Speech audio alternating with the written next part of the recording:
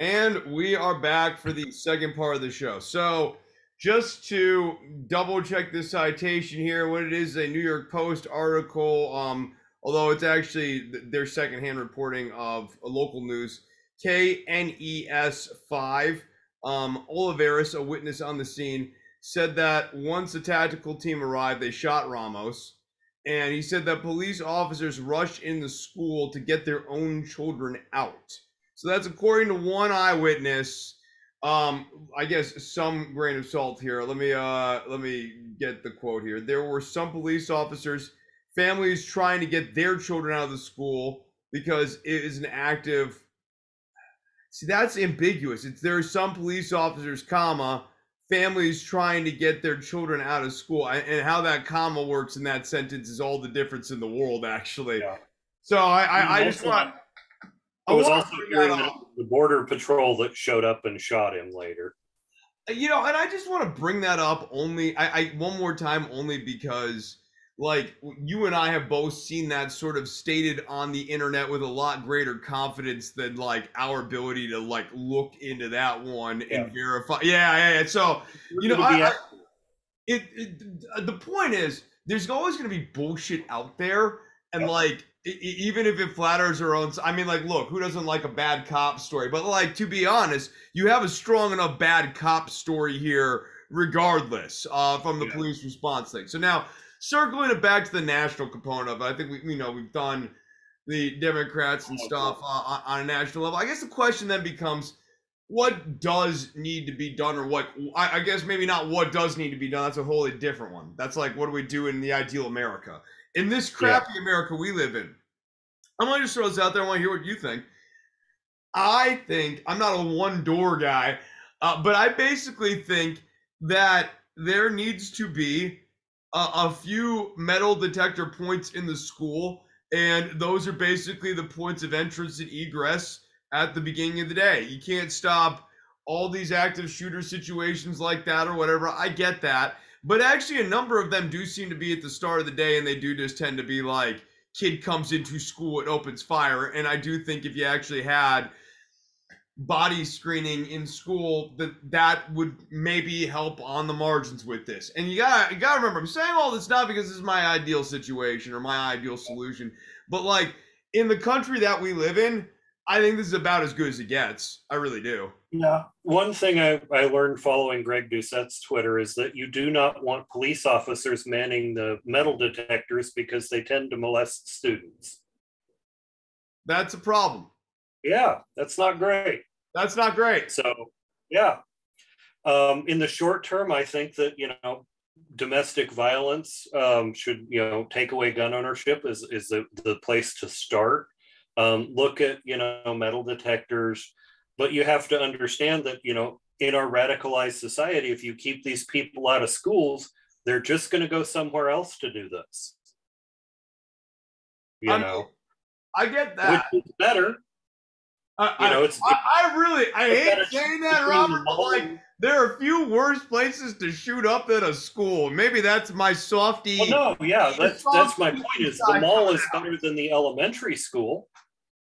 Yeah, I mean that does happen though. I mean that's the problem. It's like, yeah, but to start solving this problem, there's no fast fix. There's no quick fix. It's not going to be easy. It took 40 years to get here. It's going to take 40 years to get out. Because but also, this is, I guess, the part that some people don't want to hear. It does involve, at a certain point, the end of gun ubiquity culture. Like, we need to have a more Swiss-like relationship with weapons. The Swiss fucking love their guns. But they also have it like, kind of like the way that people used to like look at the sword or whatever. You know what I mean? Like, there's like really, really, really strict protocols, but everyone, I'm kind of like of that mindset. Everyone should learn to shoot, and the mindset should be like, just bringing your gun around's crazy people shit. No one does that. That's like Western movie crap. The thing is, my point here is not that I disagree with you. It's that to change that is going to take a generation. Like, you're not going to take someone who's got 5 MAGA flags on their pickup. I was agreeing with you too. Is that basically I do really view that as like the fix, and I also don't view that as like a quick fix. I view that as like just like, well, and I think to change the culture, you don't try to, you don't try to, you have to lean into understanding, conservative culture and helping it to grow in a way. There's always going to be people you disagree with, but like responsible gun ownership should be a conservative value. Um, the idea that if you can't get through the weekend without smacking your wife around, you don't need an AR-15 should be a conservative family values position. And you don't get there and change gun culture by disagreeing with conservatives. You get there by trying to understand the problem and move through it. Right. No, I mean, I just like, I'm with you. Like, I just think that when Biden talks about this idea that when you go around the world, you simply don't encounter like the ubiquity of gun culture violence like this. Now, what he omits is that there's a insane amount of like knife violence in many of these other countries. So like, get rid of the guns, you get more knives and those knives. But I think like when he's talking about this, I don't think he's like way off. What I think he's missing is that like the upshot of that to me then is that there is something culturally that we need to fix here. No, there absolutely is. Yeah. And like that to me is the complexity. Well, and what I say, and I know a lot of people don't agree with me, but if I really believe that if you could wave a magic wand and get rid of every gun in America without de-radicalizing the population, these people would take propane tanks, put a spark plug in them, fill them full of rocks and gunpowder and propane, and go blow up a building. Yeah, I mean, I think there would be that impulse. Yes, that would become the new move du jour. But it's harder to do that, dude. Like, you know what I mean? Like even that requires a lot more premeditation than I'm going to just get an AR-15. And how many of these school shootings were planned out months in advance? I could name a couple off the top of my head. I know that is true too, but you can plan them out months in advance, or you can wake up one morning and just decide to do it. Is sort of my point. And whereas building a bomb, you can't get up. You can't get up, run the coffee maker, and by the time you're done with the Mr. Coffee, have a propane bomb ready. Well, no, those people would show up to a pride parade and run through a bunch of people with their car. Right. I mean, like, and look, I'm with you. There will always be means of mass killing, still available to people. That's just the unfortunate tragedy of like modern society or whatever. But like, I guess what I'm saying is that like, a really good follow for this is Laura Jaheed, and I probably butchered her last name. I apologize. She's on Twitter. And she comes from a right-wing background, and she infiltrates right-wing protests and stuff and reports on it, but like trying to understand it. And she's done talk about like incel culture and what's going on there. And it's easy to make fun of them, but like understanding it, understanding how they got there. Like if you want to lead people to a better place, then you have to understand where they are. And she's actually done some really great work on this stuff. Yeah, and look, it's like a delicate dance of like understanding without over empathizing. You know what I mean? And I think that one that's just it's always a delicate dance. It is. She does a really good job of it, which is why I called her out specifically. Yeah. No, but I mean the flip of that is I think it's very important to recognize that like. The classic Nixonian madman theory is the byproduct of a rational mind. That very often, that more often than not, the quote unquote madman is acting in an extremely rational manner. Yeah. And that it behooves us to start with the notion that our enemies, as ghoulish and awful as they may be, are rationally acting in negative and malign ways, but doing so in a rational manner. They got there through a series of decisions that all make sense to them at the time. Yeah, right. I mean, And nobody woke up one day and said, I'm going to go be a lunatic on Facebook. yes, right. It's not just an I woke up and today I was crazy. Like that's exactly it. It's the Buffalo shooter thing, right? Like that was a normal kid, and he was so online that you can basically trace from when he was normal and like talking about Pokemon and shit to Yeah. when he started to talk about the Great Replacement theory and like I don't know. I don't think he just started thinking about the white race one day. Like that doesn't, you get fed that shit. You don't, you don't sit and obsess. Well, you get fed that stuff and you listen to it because you don't have hope of, you're looking for, the why your life is like this, why you can't get an education, why you don't have hope of getting a girlfriend and having a decent life, and all of these things, like I said, that we've been talking about for years. Well, and like honestly, what's worse though, I mean, and this is in a weird way where I view the Buffalo shooter as a minor victim. Please don't like act like I'm like sympathizing with him. Yeah, Like a kid who is getting fed this "you have no future" bullshit by like men our age, and like we're obviously like morally culpable when we poison the minds of 18 and 19-year-olds because yeah, they look at us as though we've got wisdom. They don't know that we're just old and stupid. Not yet. They look at us like we've got wisdom. And yeah, so when they hear men like us start saying hashtag truths about the world, like they listen, yeah, and they act on that. Um, yeah, I experience this power all the time as a music teacher, and I use it for good to plant seeds that I hope will grow in these young men's minds in yeah, ways to like live their lives constructively or whatever. And that's also why increasingly I have this like deep, unabiding rage for like the Ben Shapiro's and Steven Crowder's of the world yeah. who deliberately target these same men to poison that these same men I'm fighting for to poison their minds. Yeah, no, this is what I was going to say is, there's a lot of people out there who will just use that ability as an older man to just make a buck.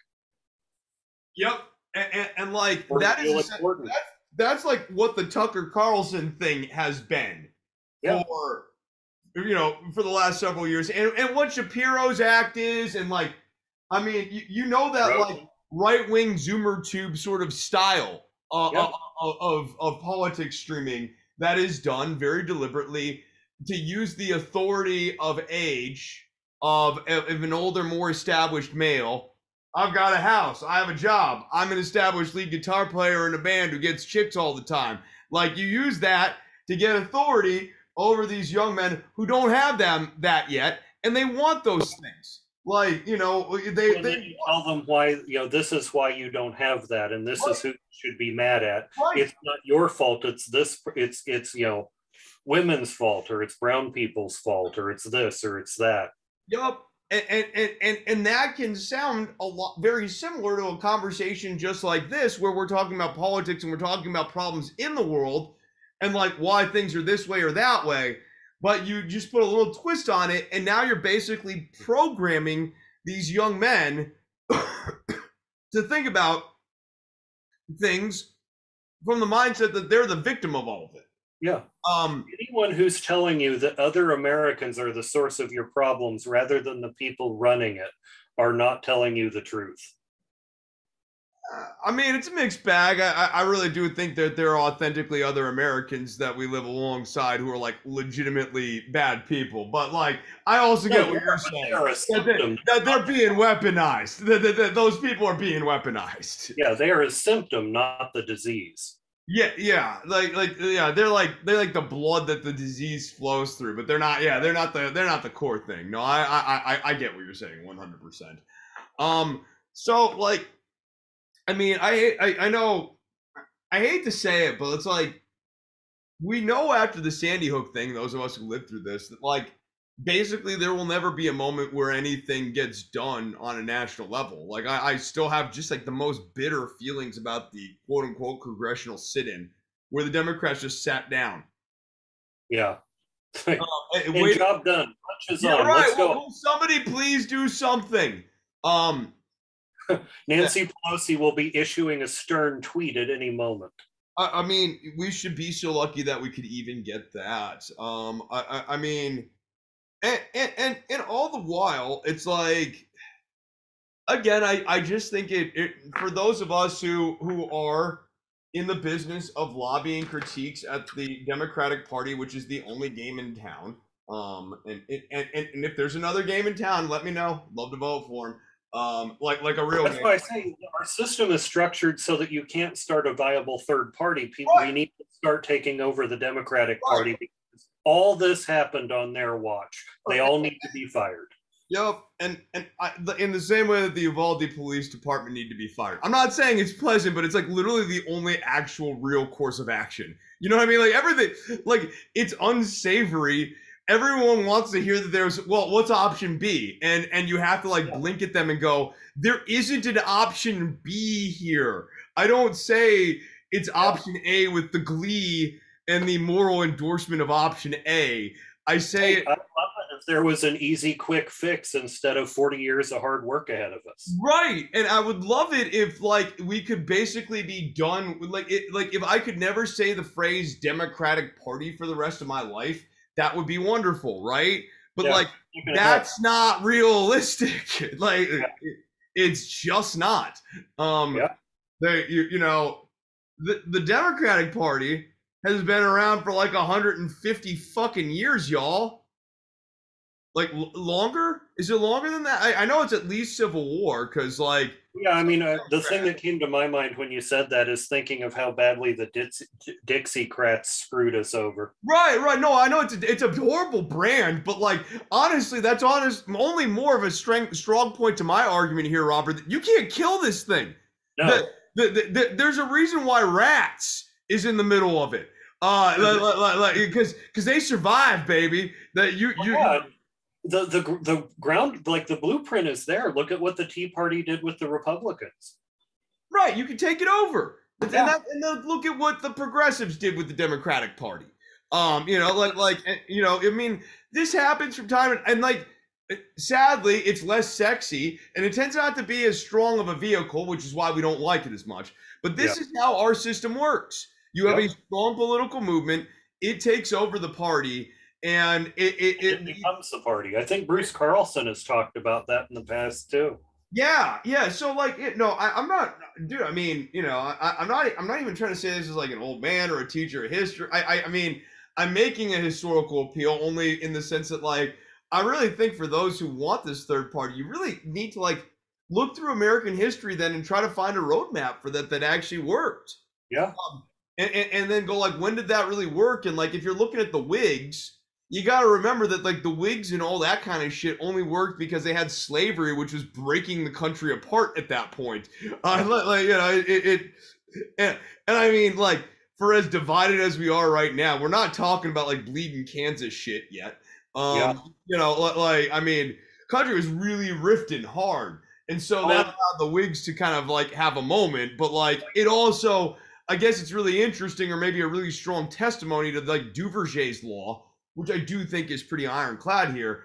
That like after that was resolved, that was effectively the end of meaningful third parties operating within the country, except for Jim Crow, right? Yeah. You know, you have George Wallace and that kind of shit, and that's like that's basically the only time a third party ever gets any viability in this country is when it's like an anti-black party. So if you want a third party and like you don't want an anti-black party, you don't want a third party. That's what I'm saying.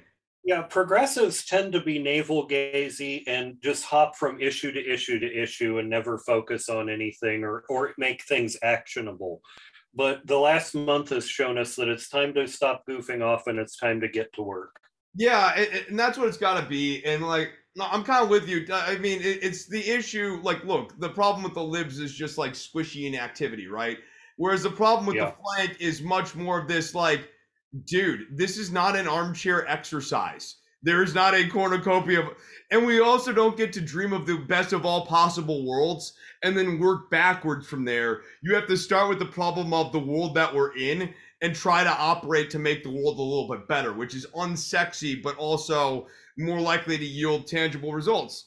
I hate ending on this note because again, I've got to get going, and I sound square at my old age, but like in a way, Robert, I really just view it as damage mitigation's actually all there really is. Like it's all damage mitigation. Yeah. All right, man. So that'll do it for this episode of Don't Worry About the Government. I want to thank you all so much for listening, for supporting the podcast. For those of you who have been supporting the podcast, quick note: if you go to the Patreon, the EP that I have talked about for an unbelievably long time, almost to the point where it sounds like a running gag. No, it actually legitimately exists. And you can hear the first evidence of its existence on the website right now, as I have a special release for all y'all of The Master of Choose Your Player. So Choose Your Player is up on Patreon right now. I'm going to be remastering it before we do the full EP release. So this is like exclusive to all y'all, as a way of saying thank you, giving you some advanced checkout. Some of you might have even heard these beats before. So want you all to go over to patreon.com/DWATG. Please support the show. $1 a show ends up being like $1.50 this month. Big month here, or $2 I guess this month. So sometimes upwards of $2 a month here to support the show. Over at patreon.com/DWATG. For the time being, and unless and until Elon Musk buys Twitter, who knows? You can find me at Twitter at DWATG. My name is Chris Novembrino. Don't Worry About the Government is ostensibly a weekly podcast. My guest today was Robert, and I want to thank you all for listening to the show. Until the next one, bye-bye.